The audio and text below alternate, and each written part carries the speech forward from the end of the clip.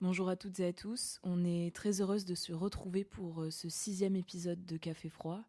On est tout particulièrement enthousiaste parce qu'on a eu l'opportunité de rencontrer la réalisatrice Pauline Loquès, qui sort son premier film Nino le 17 septembre au cinéma. Donc on vous invite chaleureusement à aller le voir, parce que pour nous c'était un coup de cœur cinématographique et c'était aussi une super rencontre. Donc on va vous laisser découvrir Pauline et Nino. Vous avez bien passé des examens médicaux récemment? Ouais, c'est pour de la fatigue. Puis on vous a prescrit des examens complémentaires pour une douleur persistante à la gorge, c'est bien ça? C'est pas un... Vous êtes jeune donc prioritaire. Vous pouvez commencer dès lundi.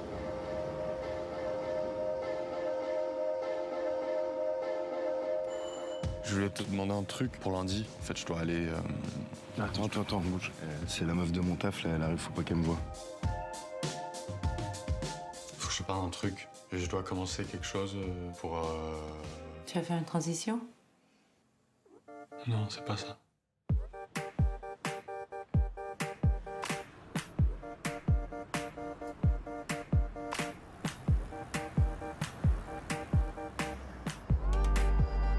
On se connaît, non? Si, on était au collège ensemble. Et c'est quoi là que tu parles? De la neige. L'autre jour, je me demandais comment elle était morte. Il a compris qu'elle allait mourir, qu'elle a senti. Qu'est-ce que ça changerait? T'aimes bien avoir un enfant? J'aime bien, ouais. Attends, on arrête la fête, non? On va pas faire comme si tout allait bien, là, c'est... On fait déjà tout ça.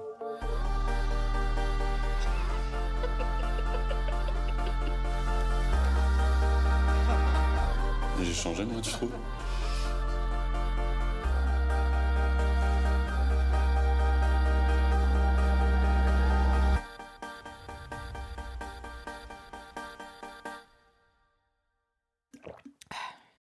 Comme première question, on aimerait bien que tu nous racontes un peu ton parcours et comment tu définirais le métier de réalisatrice. C'est intéressant parce que je me considère pas encore totalement comme réalisatrice. C'est un truc que j'ai du mal à formuler comme ça. J'ai fait des études de lettres au départ, plus classe prépa littéraire. Après, j'ai fait des études de droit, un peu par défaut parce que j'ai raté tous les concours, Sciences Po, journalisme. Donc j'ai fait du droit parce qu'on m'a dit que ça menait à tout. Donc j'ai fait ça 3 ans, 4 ans, droit international. Et puis à la fin, je me suis dit, mais en fait, je veux pas du tout faire ça. Je veux pas ni être avocate, ni être juge, ni être diplomate. Et donc, j'ai rebifurqué vers le journalisme pendant des années, un peu comme ça, avec les opportunités qui s'ouvraient à moi. J'avais vraiment envie d'écrire et je trouvais pas exactement quel endroit. Et j'ai bossé pour des émissions culturelles et politiques aussi à la radio, à la télé. Et à 30 ans, je me suis dit, ah là là, il faut vraiment que je réussisse à écrire quelque chose. Donc, je voulais d'abord faire de la littérature et je trouvais ça très dur, en fait, puis très solitaire et puis très, voilà, beaucoup trop libre presque. Donc, j'ai fait une formation de scénariste, mais petite formation avec l'AFDAS, c'est-à-dire le régime intermittent te permet tous les années ou les 2 ans de faire une petite formation l'été. Et j'ai écrit un court-métrage sur un enterrement de vie de jeune fille qui s'appelle La vie de jeune fille, que je me suis dit, je vais réaliser parce que j'ai une maison chez mes beaux-parents en Normandie, c'est facile à faire, il faut que je trouve un groupe de comédiennes et puis on va y aller comme ça. J'ai autoproduit en partie le film. Ensuite, il a été récupéré par une boîte de production qui s'appelle Les Valseurs, qui ont fait toute la post-prod. Et puis le film a été acheté par Arte et a été vu par Arte sur Arte par une productrice, Sandra Da Fonseca, qui est ma productrice aujourd'hui et qui m'a dit ah, j'ai adoré le film, est-ce que tu as des idées de long métrage? Et moi j'étais encore journaliste à l'époque et donc je lui ai dit ouais j'en ai plein et tout. Évidemment j'en ai pas une seule. Et je me suis dit ah, ok, il faut vraiment. J'aimais beaucoup cette productrice, c'est la productrice de Léonore Serrail qui avait fait un film qui s'appelait Jeune femme, qui a eu la Caméra d'Or en 2017, je crois. Et donc voilà, c'était une opportunité pour moi. Donc c'est vraiment, je pense que si j'avais pas rencontré Sandra, je sais pas si j'aurais fait vraiment un long métrage. Donc et finalement, ça fait assez peu de temps que j'ai arrêté d'être journaliste. Donc j'ai encore du mal à dire, je suis scénariste, réalisatrice. Pour moi, c'est encore, c'est difficile de le concevoir comme un métier, je trouve. Et en même temps, je trouve que c'est une place qui me correspond avec le recul. J'ai 38 ans, bientôt 39. Je me dis, ah, c'est marrant, comme ça réunit beaucoup de choses que j'aime, c'est-à-dire écrire, pour ma part, parce que j'écris. Ensuite, avoir une équipe de 50, 60, 80 personnes, voilà, le collectif. Et puis la création. Donc, je sais pas, je pense qu'il y a autant de réalisateurs, réalisatrices que de définitions du poste. Pour moi, c'est allier un espace de création et vraiment un processus collaboratif très fort, quoi. Est-ce que tu pourrais nous dire ce que tu préfères entre écrire ou réaliser, ou est-ce que pour toi c'est vraiment dans la continuité? Je trouve que c'est deux choses très différentes. Par exemple, l'écriture, moi, ça m'a pris vraiment plus de 3 ans, très solitaire. Je travaille dans les bibliothèques. Moi, j'ai écrit toute seule. J'ai une consultante à la fin, Maud Ameline, sur la fin du scénario, mais j'ai vraiment écrit toute seule. J'adore ça. Je trouve que c'est dur parce que c'est vertigineux de tout ce qui est possible de faire, de savoir si c'est bien ou pas bien. En revanche, j'ai l'impression que c'est un moment où le cerveau est à l'affût de beaucoup de choses. Je parle aussi beaucoup avec mes amis sur leur vie, je les écoute beaucoup. Donc c'est un moment de, je sais pas, tu regardes des films, tu lis des livres, tu t'imprègnes beaucoup. Et après, c'est un passage à l'action très fort où il faut presque tout oublier, l'introspection, et passer dans vraiment l'action. Et j'adore ça aussi. C'est plus physique pour moi, ça me demande quand même plus de dépassement de moi, parce que tous les jours je me dis, par exemple sur ce film, je me dis je ne sais pas faire ça et je vais devoir le faire, mais je ne sais pas le faire. Donc et en même temps tous les jours tu as l'impression que tu as très peur, puis tu apprends, ça s'est bien passé, puis le lendemain tu as encore très peur. L'écriture, bon, tu peux botter en touche, puis tu peux pendant 3 jours pas écrire. Voilà, là, c'est quand tu as une prépa et un tournage, tu as toute une équipe qui est à côté de toi et qui te dit tu préfères ça ou tu préfères ça, Il n'y a pas de moment pour réfléchir, beaucoup. Mais c'est intéressant aussi, il sort d'autres choses. Donc j'aime les deux, mais je me rends compte que c'est difficile d'avoir les deux. Aimer beaucoup être solitaire et dans sa tête, et aimer beaucoup parler avec 80 personnes. Vraiment, tous, ils sont tous importants, ils ont tous un endroit de création très fort. Donc, moi, j'ai aimé les deux, mais je me rends compte que c'est vraiment des cycles qu'il faut accepter, je pense. Et là, tu vois, le fait de me dire, il faudrait que je réécrive après la sortie du film, c'est un peu vertigineux, quoi. Tu te dis, c'est reparti pour 2 ans à la BNF. Voilà, mais donc j'aime les deux, mais c'est très différent. Ouais. Et c'est quoi ta phase préférée entre la pré-production, le tournage et la post-production, parce que tu es aussi en post-production? Alors moi, j'ai adoré la prépa parce que j'ai découvert beaucoup de choses, par exemple des choses que je connaissais pas. Tu vois, sur mon cours, c'était les décors, ça se passait sur un week-end dans une maison et tout, donc c'était le jardin, le bowling, voilà, il n'y a pas beaucoup de choix. Là, par exemple, choisir les décors, j'ai vraiment halluciné sur tout ce que ça ouvrait aussi comme perspective de création, d'inspiration. Et puis on les a fait, nous on tournait à Paris dans des quartiers que je connais, donc on a fait tous les repérages en vélo et tout, c'était vraiment trop marrant. Ça, j'ai adoré, puis c'est excitant.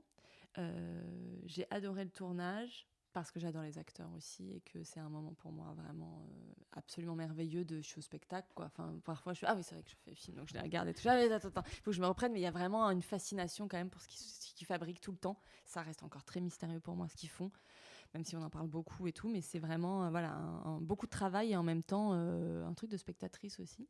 Et le montage, au début du montage, j'ai eu vraiment du mal, c'est-à-dire qu'en plus on a commencé à monter dans la foulée du tournage, ma monteuse avait commencé à monter 3 semaines. Cœur de l'hiver, et là tu te retrouves, le vendredi t'as fait ta fête de fin de tournage et le lundi t'es dans une petite salle. Il fait un peu froid en sous-sol, on est 2. Et là, je me suis dit, mais comment je vais tenir 16 semaines dans une petite pièce comme ça? Et comment je vais réussir à faire naître de l'émotion en regardant les mêmes images toute la journée? Et ça, j'ai trouvé que c'était éprouvant. Après, j'ai réussi à y prendre du plaisir. Mais c'est une montagne, quoi. C'est-à-dire que tu pars d'un amas de trucs et tu sens que c'est comme s'il fallait tout recommencer. Ce que tu avais, alors que tu as déjà derrière toi beaucoup d'impression d'avoir déjà beaucoup travaillé.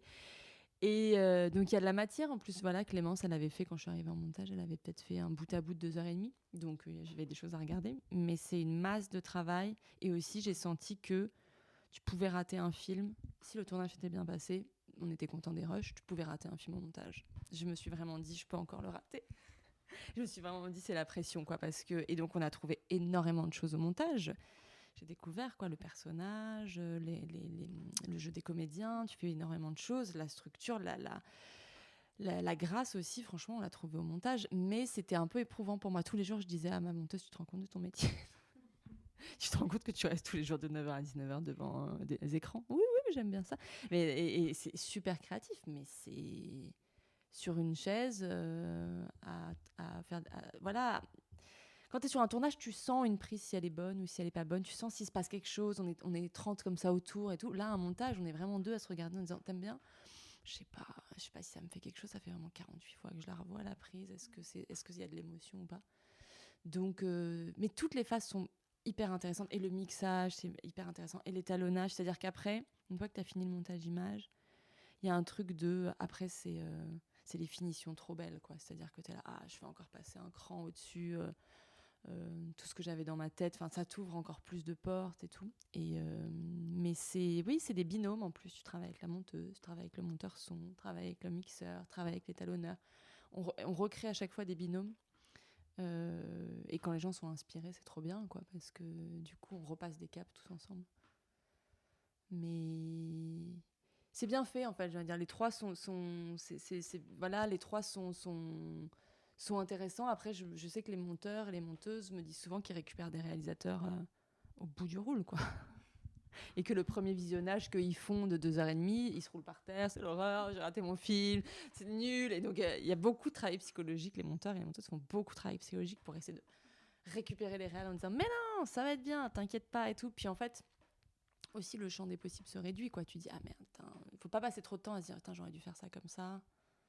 Quand t'as pas la matière, t'as pas la matière. Donc, il faut avancer. Mais psychologiquement, c'est un peu dur, je pense. C'est un moment où souvent les réals craquent.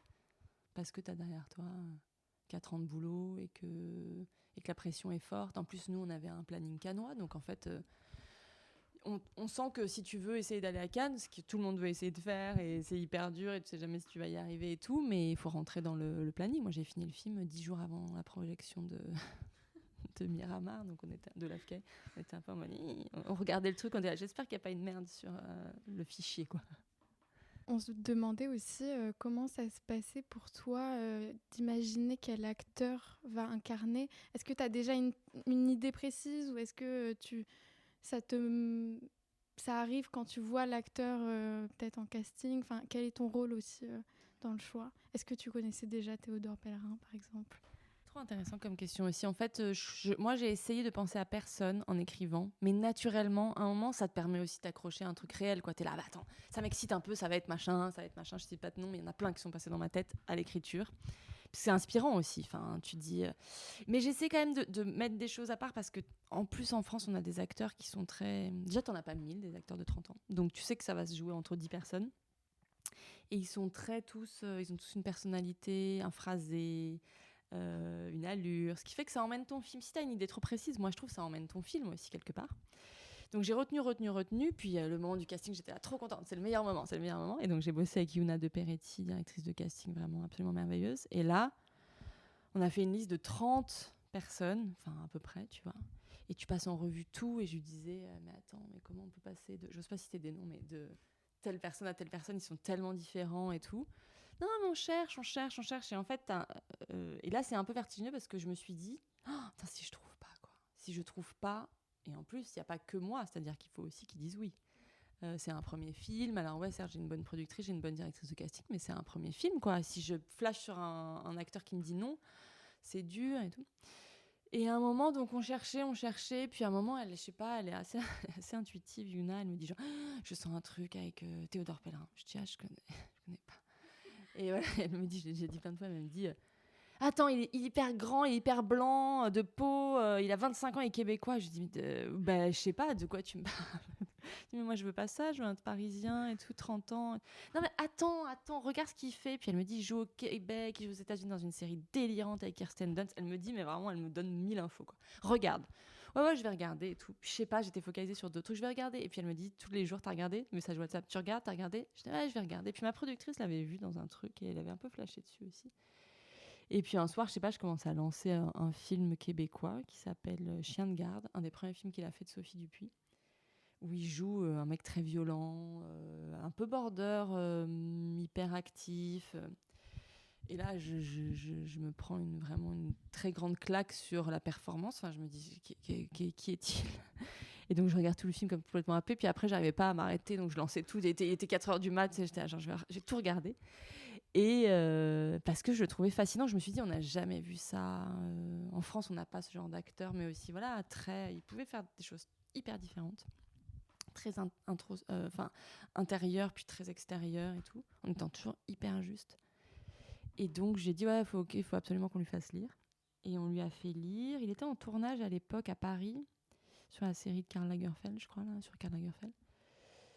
Et donc, il a mis un peu du temps à lire. Puis, une fois qu'il a lu, il a dit, attends, oui, je veux vraiment, j'ai adoré, je veux la rencontrer et tout. Et puis, quand il est arrivé, je sais pas, c'est vraiment comme l'amour, l'amitié. Enfin, tu sens qu'il y a un truc. Il est arrivé en disant, bon, il faut que je dise, il est très timide, Théodore et tout, mais il m'a regardé dans les yeux comme ça, puis il m'a dit, je pense que c'est vraiment un des meilleurs scénarios que j'ai eu de ma vie. Et quand même, il en avait lu beaucoup, parce qu'il a commencé à 16 ans. Donc j'ai dit, ah bon, puis j'ai senti que c'était vrai. Parce que parfois aussi, tu peux le dire, alors que tu le penses pas. Et puis, je sais pas, il est arrivé, on a parlé 1 heure, et après, j'ai dit, j'ai même pas besoin de faire les scènes. Je me rappelle, je suis allée faire un café à la machine avec la directrice de casting. Je dis, j'ai pas besoin de l'auditionner. Et tout. Elle me dit, ah, mais si, il est venu pour ça, il faut qu'il fasse les scènes. Je dis, ah oui, d'accord, mais j'ai pas besoin. Et donc, oui, à partir de ce moment-là, je me suis dit, c'est évident que ça peut être que lui. Et ça a ouvert énormément de portes pour le film, en fait. Mais parfois, je me dis, mon Dieu, si je sais pas, si j'avais choisi quelqu'un d'autre, ou si quelqu'un d'autre m'avait dit oui, parce qu'il y a aussi des gens qui m'ont dit non, pas beaucoup, mais quand même, j'aurais fait avec lui. Parce qu'ils sont super, hein, mais une fois que... Enfin, je trouve que Nino, c'est tellement en plus aussi lié à Théodore, c'est-à-dire que l'un va pas sans l'autre, le film ne serait pas du tout le même, et c'était trop intéressant, pour répondre aussi à ta question, quand on voit des super acteurs que j'aime en casting, et tu vois qu'ils emmènent le film en 2 scènes complètement ailleurs. Parce par exemple, il y a de la comédie quand même dans le film, et il y a des mecs qui sont hyper drôles. Franchement, ils ont rien à faire, ils font sonner le truc, le même texte de manière hyper drôle. Et tu dis, ah putain, c'est trop bien, mais ça va vraiment être une comédie là. Ou c'est trop bien, mais ça va être vraiment un drame premier degré. Et tu sens que tu peux pas, c'est normal, c'est ça la nature de chacun. Tu peux pas. Moi, j'adore composer avec ce qu'ils sont, quoi. Tu peux faire des trucs à contre-emploi, mais tu changeras jamais, je sais pas, j'allais dire une vibe, mais une sorte d'énergie qui sort. Et Théodore, je me suis dit, c'est marrant parce que lui, il a pas du tout trouvé le scénario drôle, par exemple, pas une seconde. Et donc au début, je lui disais, il faut pas du tout qu'il soit ridicule. Il me dit, non, jamais. Et en fait, je me suis dit, ah d'accord, il voit pas du tout qu'en fait, parfois, il peut être un peu comme ça, très bien. Parce que du coup, il va pas jouer ça. Et c'est nous qui allons projeter ça sur lui, mais jamais lui va jouer à être un peu maladroit, un peu... Donc voilà, mais c'est passionnant. Et une fois que tu as trouvé, presque, c'est maintenant j'ai trouvé. Mais c'est c'est passionnant. Et en revanche, pareil, tu peux aussi pas rater, le mot il est un peu fort, mais tu peux passer à côté de ton film si tu as fait un mauvais choix, je pense, de casting. Mais qui est... Il y a plein de trucs, parce que moi aussi, plein de gens m'ont dit, pour le coup, je peux les citer, mais pourquoi t'as pas pris Benjamin Voisin ? Pourquoi t'as pas pris Vincent Lacoste ? Des financeurs, quoi, qui étaient là, vachement plus simple de financer un film avec eux. Et honnêtement, ça aurait pu être merveilleux aussi. Déjà, je pense qu'ils m'auraient dit non, mais ça aurait pu être merveilleux aussi, mais c'est pas du tout les mêmes films, quoi. Donc, c'est juste, tu sens que à chaque étape, chaque personne que voilà, surtout monteuse, chef-op, acteur, ça emmène ton film dans des directions, en fait. On voulait aussi savoir, parce que du coup, ton personnage principal, c'est Nino, mais il y a aussi Paris, c'est un des personnages. Et on voulait savoir pourquoi Paris et pourquoi pas une autre ville. J'ai choisi Paris parce que déjà, j'ai l'impression que je ne peux écrire que sur un truc que je connais. Franchement, je n'essaierai pas de faire un film d'époque ou un film dans d'autres endroits. J'aurais du mal, parce que j'y vis depuis 15 ans et tout. Et que j'avais envie de filmer ces quartiers-là qui sont le nord-est de Paris, qui ne sont pas souvent représentés. Cette année, beaucoup plus. Par exemple, à Cannes, il y avait beaucoup de films qui se passaient là-dedans, dans ces quartiers. Quartiers assez populaires et en même temps qui restent quand même charmants. Hostile par endroits. Et je sais pas, je trouve, moi, vraiment, Paris me fait toujours l'effet d'une personne à part entière. C'est-à-dire que vraiment, tout le temps, je me mets en colère contre elle et tout ça. Genre, c'est relou, t'es relou, il pleut. Vraiment, et parfois, je suis là, t'es merveilleuse, je t'adore. C'est vraiment... Donc, je le vois vraiment comme une sorte d'amie. Parfois, ça, elle me vénère et parfois, je suis trop contente d'être là. Mais je trouve qu'il y a de la personnalité, quoi, à Paris. Il y a un truc... et donc, je me disais, s'il est plongé dans cette ville, c'est pas du tout pour le décor de carte postale ou parce que c'est beau Paris ou parce que... Je trouve qu'il y a de la personnalité contradictoire, quoi, dans Paris. Et je me suis dit, intéressant qu'il soit donc livré à lui-même dans cette ville. Et que parfois, il s'y sente... Moi, je trouve que parfois, tu te sens très en connexion à Paris. Et puis parfois très en dehors parce que c'est trop violent, parce que... Je sais pas, mais certainement ça doit exister dans d'autres villes, mais je sais pas, moi par exemple à Belleville, je me mets parfois dans ce bar qui s'appelle Les Folies, en bas de la rue de Belleville. Et puis parfois, tu peux être avec une pote et être tellement dans ta conversation que t'es vraiment sur la vie intime et tout. Et puis parfois, c'est assourdissant. Tu sais, il y a des voitures, ça klaxonne, il y a des mecs. Et parfois, t'arrives pas à t'enlever ce brouhaha où tu dis, putain, on compose vraiment tout le temps avec ça quand même. Et heureusement, t'as une bière. Non, mais tu vois, il y a un truc un peu. Non, mais... Et donc, je trouvais ça intéressant. Aussi, la matière sonore de Paris. Certainement que ça doit exister dans d'autres grandes villes. Mais moi, parfois, je n'entends que, je sais pas, les bruits de la ville où je me dis, c'est quand même spécial. Enfin, tu vois, moi, j'ai grandi dans le sud et tout. Ma mère, quand elle vient ici, elle me dit, je sais pas comment vous faites pour vous foutre en terrasse avec autant de bruit autour. Donc, je sais pas, je trouvais que c'était la vie. Moi, je dis souvent Paris capable du meilleur ou du pire. Et un peu comme la vie, quoi. C'est-à-dire que. Et lui, je trouvais que dans une journée, il allait pouvoir vivre des choses vraiment différentes. Au cours de la journée aussi, en fait. Et que ça m'offrait des choses. Puis, je pense que tu peux rencontrer des gens à Paris dans la rue, au bain-douche, facilement. C'est peut-être moins le cas ailleurs. Et puis, j'aimais bien que, tiens, on voit jamais son appartement, par exemple, à lui. On voit jamais l'intérieur de chez lui. Ce soit un parmi d'autres, en fait, dans la ville. Et je trouve qu'il y a ça aussi.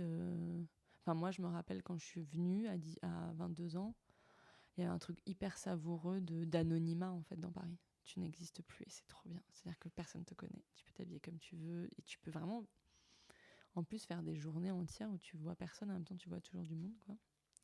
Et c'était ça qui me plaisait aussi, l'idée que à 2 mètres de toi, tu as toujours quelqu'un à Paris quand tu es dehors. Et tu vois, Théo, il me disait, mais à Montréal, pas du tout. Je dis, ouais, à Montréal, j'imagine, tu peux aller sur un banc, puis tu vois pas des gens autour. À Paris, c'est vraiment impossible, je pense, d'avoir un sentiment de solitude. Enfin, d'avoir une solitude comme ça à l'extérieur. Ou alors la nuit, tu vois, et encore, franchement, et encore.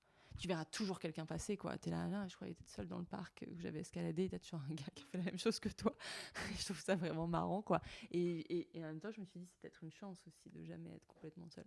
Pour ma part, et je pense qu'on en a déjà parlé tout ensemble, mais moi, ce qui m'a vraiment plu, je crois, avec Nino, c'est la façon dont tu as traité ce sujet.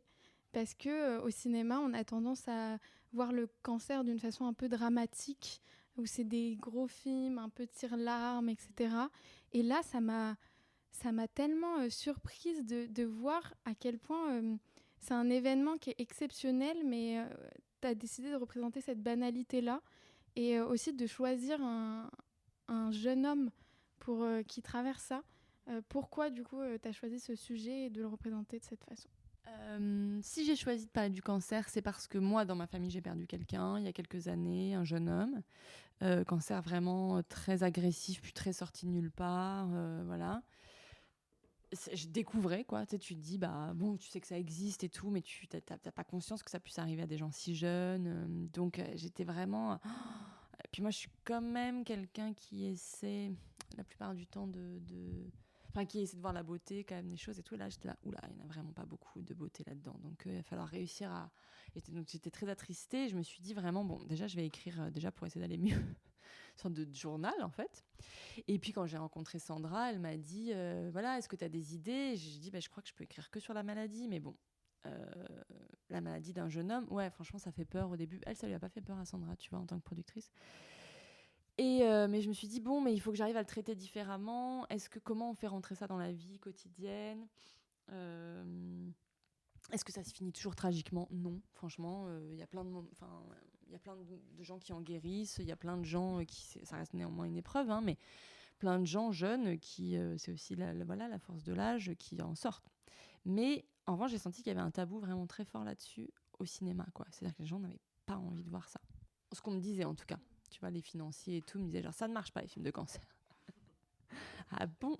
Et je disais, mais attends, on va essayer. Mais je dis, mais aussi, en fait, du coup, on entretient un truc, c'est-à-dire qu'il y en a de plus en plus autour de nous, les jeunes et tout. Mais en fait, s'il n'y a pas de récit aussi qui montre que, franchement, ça peut peut-être aussi être une, entre guillemets, chance, opportunité, de se réinventer et tout. C'est dommage parce qu'en fait, on continue à être un fantasme de... une espèce de chape de plomb qui tombe et la vie s'arrête, quoi. Donc moi, je voulais faire l'anti ça. Je disais, Il faut vraiment pas que tout se teinte de gris et tout. Il faut qu'ils prennent ce truc qui s'y attend pas du tout et qu'ils sortent et que, tu vois, il fait beau, les gens continuent de faire leur vie. Et je pense que c'est aussi par souci de réalisme, en fait. Tu sais, je pense pas que tu sortes et que, je sais pas, hein, et que tout soit, d'un coup, le monde a complètement changé. Et puis lui, dans l'occurrence, dans le film, il est vraiment pas différent de 2 heures auparavant. Enfin, il a pas de symptômes.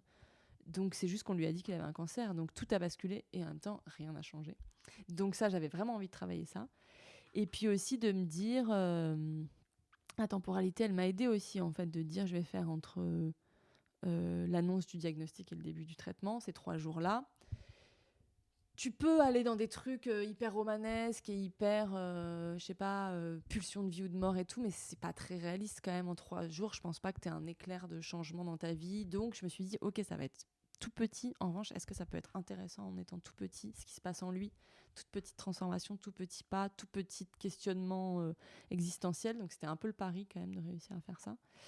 Et donc c'est sur la maladie et en même temps le film parle pas que de ça, c'est-à-dire je pense que ça lui permet une sorte de remise en question de sa vie en fait, mais c'est une ébauche presque quoi, en 3 jours je fais un peu le tour de ma mère, mon père, mon ex, mon meilleur pote, mes années d'école, mon futur, mon boulot.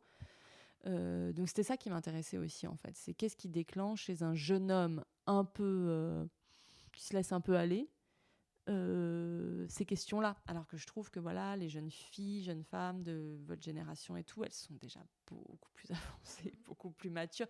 Enfin, tu vois, je sens qu'il y a un truc très fort déterminé d'avoir déjà maturé beaucoup de questions. Les garçons, pour l'instant, quoi, ils sont un peu, tu vois, ils se prennent un peu tout ça sans avoir la nécessité de se bouger en fait. Donc, enfin, en tout cas, de s'interroger très fort, de se déconstruire et tout. Donc c'était ça qui m'intéressait. Je me suis dit presque, c'est un moyen de faire un portrait de jeune homme aussi, cette maladie-là, quoi. Et alors oui, elle est forte au début, à la fin. Enfin, il y a 2 moments, voilà, forts. Mais j'espère que le film tend à la fin vers quelque chose de plutôt, voilà, lumineux, vers l'espoir, vers c'est un moment de sa vie, une épreuve en fait, peut-être la première grande épreuve de sa vie, et ça va l'amener vers autre chose. On l'a vu un peu comme ça, un peu comme une déambulation à travers la ville, un truc un peu presque intérieur, quoi, que aussi un truc qui peut pas rentrer chez lui, donc il erre et il sait plus où il habite et il cherche vraiment où il a envie d'aller. Et on voulait savoir s'il y avait une inspiration de Cléo de 5 à 7, parce que c'est aussi pareil, il y a une déambulation dans Paris. Vous aimez Cléo de 5 à 7? Ouais. Je te rassure, Théodore non plus ne l'a pas vu. Avant la promo, il était là, peut-être que je regarde ça, tu m'as vraiment parlé. J'étais là, genre, et après la dernière fois, je lui ai dit à Cinémathèque, tu l'as vu? Non, toujours pas. J'étais là, ok, c'est pas grave. Mais en fait, non, mais tu sais, ça fait partie de ces classiques où tu sais qu'il faut que tu les vois et en même temps, tu te dis, est-ce que ça va être chiant? Et en fait, tu sais, moi, ça me fait ça avec genre la maman et la putain, et tu sais, je suis là, genre, faut vraiment que je le regarde, ça dure faut vraiment que je le regarde. Et avant, t'as un truc. Mais Cléo de 5 à 7, franchement, moi, je l'ai découvert par hasard il y a peut-être, je sais pas, j'étais enceinte de mon fils à genre 12 ans. TV5 Monde en vacances et tout. Et en fait, j'étais assez scotchée parce que ça reste hyper moderne. Et le scénario, par exemple, il est édité, quoi, le scénario d'Agnès Varda. Il est vraiment trop chouette, quoi. C'est-à-dire qu'elle a déjà toutes ces idées de mise en scène dedans et tout. Donc, c'est très moderne. Et donc, oui, il y avait cette idée-là. Il y a des petits clins d'œil et tout dans le film. Où moi, ça m'avait... c'est une autre histoire, je crois. Cléo de 5 à 7, c'est vraiment une déconstruction de son image. C'est un rapport à sa féminité, elle vit dans le regard des autres, et puis hop, ça se déconstruit. Mais on sait pas. Moi, j'aimais bien parce que ça commence par le diagnostic aussi. Enfin, elle va chez la voyante qui lui dit elle est malade et tout, et elle attend des résultats, mais on sait pas qui est cette femme, et on la découvre au fur et à mesure. Et donc moi, j'aimais bien cette idée-là pour le film. Et par exemple, il y avait des versions de scénario longtemps où on voyait chez lui avant. Et qu'il aille à l'hôpital. On voyait son intérieur, on le voyait un peu déambuler, on le voyait fumer des clopes. Et on s'est même posé la question en prépa de dire est-ce qu'on rajoute pas une scène dans un appart et tout, au moins on l'aura au montage. Et en fait, on l'a pas fait, bon, aussi par flemme, mais parce que... Et en fait, après, je me suis dit, mais ça a vachement de sens, parce qu'en fait, comme tu dis, on ne voit jamais l'intérieur de chez lui, et donc son intériorité non plus. Et aussi parce que je me suis dit, quand tu vois l'intérieur de chez quelqu'un, de suite tu projettes quelque chose. T'es obligé en fait. C'est petit, c'est grand, il vit seul, il vit avec quelqu'un, il a quoi au mur, il fait le ménage, il fait pas le ménage, je sais pas, il y a de la déco, il y a pas de la déco. tout de suite, tu as une personnalité qui se dessine. Et je pense que le fait de ne pas l'avoir fait, du coup, les gens dans la première scène, parce qu'on commence par la scène d'hôpital, hop, ils se prennent quelqu'un et souvent ils s'identifient très fort en fait, parce que ça peut être n'importe qui. Du coup, c'est un jeune homme qui vient chercher des résultats, mais tu sens que ça peut être n'importe qui. Et puis aussi, ça allait avec ce truc-là où lui-même, il a une opacité vis-à-vis de lui-même. Il se connaît pas très bien en fait. Donc, je trouvais ça intéressant qu'on ne voit pas ni son intérieur ni son intériorité. Après, franchement, c'était un pari parce que moi, je me disais longtemps, oh, il va pas intéresser les gens ou on va passer à côté de lui parce qu'il parle pas, donc c'est pour ça que parce que il se connaît pas très bien, parce que rien n'est vraiment dit, donc il fallait vraiment que Théo réussisse à faire passer ces choses-là. Et donc oui, Cléo, franchement, ça nous a accompagnés beaucoup. Déjà, ça se passe à Paris. Dans les plans, par exemple, ma chef-op, il y avait des trucs qu'elle avait. Tu vois, par exemple, il cherche une carte postale là, sur le tourniquet. C'est un truc que Cléo fait. Enfin, il y a des jeux de miroirs et des jeux comme ça filmés par... Donc ouais, ça nous a inspirés. Puis j'aimais bien le fait de le faire, je sais pas, Cléo de 5 à 7, c'est les années 60, je pense. J'aimais bien l'idée de le faire si longtemps après et que ça résonne encore. Et après, tu vois, je me suis posé des questions sur est-ce que c'est OK de faire un portrait de jeune homme plutôt qu'un portrait de jeune femme, vraiment, tu vois, parce que j'avais fait un court-métrage sur les femmes. Et en fait, j'ai mis beaucoup de moi, du coup, dans le personnage. Et je pense que ça joue sur le fait que les gens le trouvent, j'allais dire délicat, non, mais qu'en fait, il soit touchant. Je pense que c'est parce que je ne l'ai pas vu comme un jeune homme loin de moi. C'est-à-dire, je me suis dit, bon, c'est juste moi, mais juste, c'est un mec. Donc, ça lui confère aussi un truc un peu entre les genres. Et par exemple, quand sa mère lui dit qu'est-ce que tu vas faire une transition, j'ai compris après qu'en fait c'est marrant qu'elle questionne de suite son genre, en fait, que voilà, c'est un jeune homme, mais c'est pas non plus le premier truc qui sort de lui, c'est pas que c'est un homme, quoi.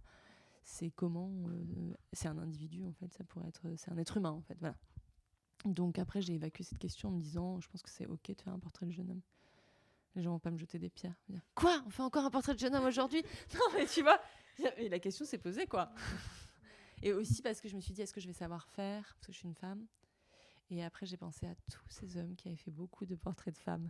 Mais sans se poser cette question une minute, je me suis dit, mais c'est fou, en fait, comment les hommes ont vraiment fait des portraits de femmes. Bien, en plus. Mais vraiment, il y en a au moins 30, quoi, faits par des mecs qui ont fait, ouais, je fais un portrait de femme. Et en fait, à l'inverse, les femmes ont plus de... Tu vois, elles font des portraits de femmes, mais un portrait de jeune homme, moins. Mais je comprends, c'est intimidant. Tu te dis, genre, je vais pas savoir, évidemment, les complexes féminins qu'on a toutes, quoi. Et en fait, si, on sait très bien le faire autant que les hommes. Mais c'est hyper marrant que tu dises ça parce que nous, une de nos premières réflexions, c'était ça fait du bien de voir une représentation de la masculinité qui soit comme ça. Et on l'a directement ressenti, en fait. Qu'il y avait une délicatesse dans son personnage qu'on n'a pas l'habitude. Enfin, je pense que si ça avait été un homme qui avait écrit peut-être ce personnage, on n'aurait pas eu... tout ça, là, on voyait vraiment aussi, je pense, c'est le jeu de Théodore Pellerin qui montre la délicatesse et de... Ouais, il est un peu perdu, un peu maladroit. Ouais. Mais c'est vrai que du coup, nous, on s'était demandé, enfin, c'était une des questions qu'on voulait te poser sur pourquoi un homme. Et il a un visage hyper même un peu androgyne et tout. Et du coup, on a enfin, en tout cas, l'identification, elle était assez simple envers le personnage de Nino. Et on voulait savoir aussi pourquoi Nino. Pourquoi le prénom? Ouais. En fait, pour être tout à fait honnête, j'ai lu un livre il y a quelques années qui s'appelle Nino dans la nuit. Je ne sais pas si vous connaissez, écrit à 4 mains par Simon Johannin et Capucine Johannin, qui était une sorte d'errance aussi comme ça, mais dans des milieux un peu plus alternatifs. Le mec était plus jeune, et dans mon souvenir, précarité et tout. Je me dis, putain, c'est un super bon titre, Nino dans la nuit et tout. Évidemment, après, ils l'ont adapté en film. Il sort l'année prochaine. Et donc, on était un peu en bataille sur les noms. Non, mais c'est juste que je me suis dit, donc je vais pas l'appeler Nino dans la nuit, parce que voilà, il aurait pu s'appeler comme ça en plus. Et je trouvais le prénom trop cool. Et je me disais, trop bien, j'ai l'impression que ça n'a jamais été donné au cinéma, ce qui est rare, parce qu'il faut essayer de trouver des trucs qui n'ont pas été faits. Je me disais, putain, j'ai pas le souvenir d'un personnage qui s'appelle Nino et tout. Et puis, je le trouvais hyper attachant comme prénom. Je me disais, c'est marrant, parce que c'est un peu enfantin, c'est un peu joyeux, alors que ça va pas du tout avec sa personnalité. Tu sais, j'aurais appelé, je sais pas, Antoine. Enfin, il y a un truc un peu plus classique, ça aurait été... Là, je trouvais que c'était Puis tu sais, après, c'est aussi un prénom, tu te dis, je vais le cogner pendant 5 ans, puis si le film se fait pendant toute ma vie, donc il fallait un truc un peu attachant, quoi. Et je sais pas, une fois qu'on l'a trouvé, on n'a pas réussi à s'en débarrasser, même si j'ai eu les questions se poser pour cet autre film, pour, tu vois. Et puis je sais pas, je trouvais que c'était ni jeune ni vieux. Enfin, tu sais, t'as un truc un peu aussi intemporel, quoi, Nino Ferrer et tout. Tu l'ancres pas non plus dans un truc très moderne, ni très, tu vois, ça date pas, je trouve. Donc, et puis j'aimais bien, tu vois, après quand j'ai rencontré Théodore, je me suis dit, c'est très loin de Théodore, par exemple. Nino, ça lui donne aussi quelque chose de différent. Je m'en lasse toujours pas. Après, on s'est demandé si on appelait le film comme ça. Et puis, tu vois, à un moment, à défaut de mieux. C'est-à-dire qu'à un moment, tu te dis, franchement, à partir du moment où Anatomie d'une chute a été fait, on ne trouvera plus jamais un titre aussi exceptionnel que ça. Ne nous faisons pas chier. Franchement, faisons Nino, ça ira très bien. Non, mais tu sais, t'es là, t'essaies de trouver des trucs. Et en fait, tu te dis, bah non, c'est un portrait, ça ira très bien. Moi aussi, il y a Enfin, c'est toute une partie du film, mais il y a eu des scènes dans cette partie-là qui m'ont marquée avec sa relation, du coup, avec la jeune femme qu'il rencontre. Et j'étais tellement... Enfin, on a été toutes prises de court de la beauté de cette scène de sexe, enfin, si on peut dire ça comme ça. Et c'était tellement intelligent. Et du coup, c'était très fort, j'ai trouvé, de passer de l'intime par la voix. Et d'où t'es venue cette idée Je crois que le film, il travaille aussi la connexion aux autres, comment tu te connectes aux autres. J'ai l'impression que dans toute la première moitié du film, c'est beaucoup en essayant de parler, et il n'y arrive pas en plus, et donc en plus, il a un cancer de la gorge, donc il est un peu atteint à cet endroit-là. Et donc, il faut qu'il dise. Puis j'ai l'impression qu'à la moitié du film, il y a un switch qui se fait avec la scène de la piqûre et tout ça, avec la fille dans la salle de bain, où là, hop, c'est le corps qui va prendre le relais, j'ai l'impression, et qui va aussi l'amener, lui, vers... c'est le corps qui va subir cette épreuve après. Donc, est-ce qu'on peut se connecter ? En fait, est-ce que... Une fois qu'il a dit qu'il était malade, il se passe pas grand-chose et tout. Donc, c'est pas pour ça que tu connectes mieux. C'est pas pour ça qu'en fait, tu te sens proche de quelqu'un et tout. Donc, toute la dernière partie du film, je me disais, OK, quels sont les moyens de te sentir connecté à quelqu'un ? Et puis parfois c'est pas contre toute attente ton meilleur ami, ta mère, les gens que tu connais, c'est des nouvelles rencontres ou des gens que tu as oubliés. Et donc j'avais envie d'explorer un peu tout ça avec elle, en fait tu peux te connecter avec un enfant au milieu qui fait le lien entre les deux, en fait tu peux connecter par des regards, te sentir, en fait c'est te connecter, te sentir proche et compris par quelqu'un, en fait, je trouve, et accompagné et tout ça. Et puis je trouve que voilà, ça se dessine. Tu sais pas s'ils tombent amoureux ou pas tous les deux. Enfin, il y a quelque chose, en tout cas, de proche. On se comprend à ce moment-là de notre vie. Et je me disais, faut pas tomber dans la facilité de s'embrasser ou de, voilà, c'est trop simple en fait, ou de faire je sais pas, de faire une scène de sexe un peu qui pour le coup passe par un baiser, voilà, un truc charnel. Et donc j'avais envie qu'elle soit un personnage qui l'aide sur sa trajectoire à accomplir quelque chose, et en même temps qu'elle le fasse avec tout ce qu'elle a elle, c'est-à-dire, j'en reviens à ça, des jeunes filles qui ont lu des livres, ont travaillé des questions, ont travaillé des questions de leur sensualité, de leur sexualité, de leur liberté, de leur corps et tout ça. Donc je trouvais ça intéressant que très vite elle ait l'idée de lui lire un texte érotique. Avec, en plus, elle est plus pragmatique que lui, quoi. Il y a un babyphone, elle le prend. Et puis, je trouvais qu'elle était... Voilà, il fallait mettre aussi en perspective l'inventivité de cette fille face à lui, qui est un peu... Voilà. Et donc, ça s'est fait assez naturellement. Mais tu vois, je posais la question, un peu connement encore, tu vois, en montage, à des mecs. Je disais, mais vous y croyez qu'ils puissent vraiment se masturber en écoutant de la poésie voilà. Je sais plus qui m'a dit, je pense qu'il est assez déconstruit pour ça. Mais en fait, c'est aussi, c'est tout, c'est un tout, c'est qu'elle le fasse pour lui de cette manière-là qui devient excitant. En fait, c'est ça aussi. Où est la sensualité ? C'est pas forcément en fait de voir une fille avec un décolleté. En fait, c'est pas ça qui vient faire que t'es excité ou pas. C'est tout ce qu'elle met aussi en jeu, elle. Il y a mon fils qui dort, puis moi je sors, puis je prends un babyphone, puis je lis. Il y a un truc qui devient terriblement sensuel dans sa générosité à elle, en fait, je trouve. Et on a un peu cherché, on trouvait ça un peu... On savait pas si ça allait marcher au montage. Je suis un peu arrivée avec les rushs en disant, on va voir. Et puis finalement, ça a marché, je trouve, parce que... Tu vois, Salomé était vraiment convaincue qu'il fallait pas non plus jouer, elle, une scène de sexe de son côté.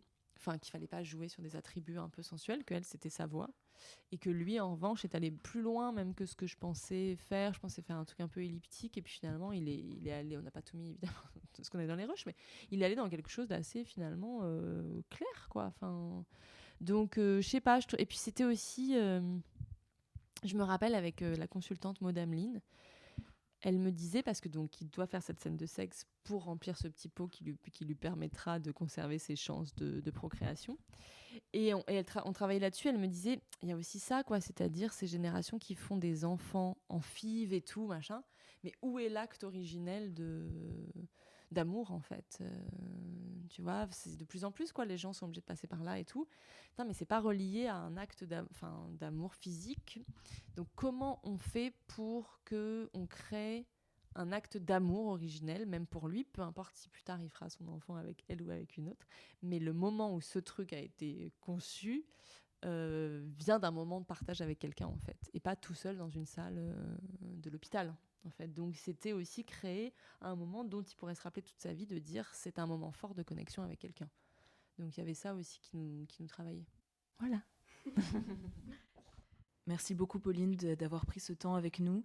On espère que vous aussi vous avez passé un super moment et on vous dit à très bientôt. Tu sais bien que ça va encore t'énerver, le café. T'aimes le cinéma lorsqu'il est insolent. Une scène de théâtre est un des lieux du monde où je suis heureux. Thelma et Louise travaillaient à deux et c'était les meilleurs. On va perdre du temps. On est tous mortels. Et c'est complètement stupide. Ce café froid depuis 2 heures. Mmh.